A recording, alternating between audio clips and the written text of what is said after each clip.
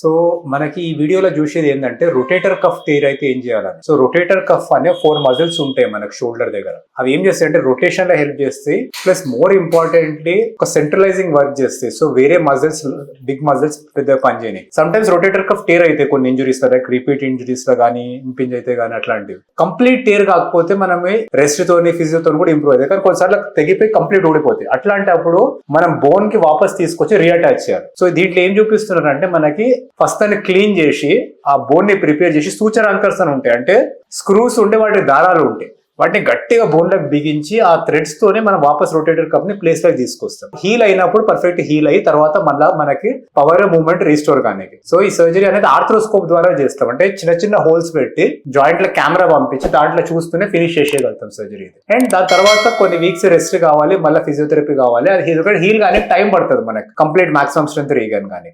Thank you.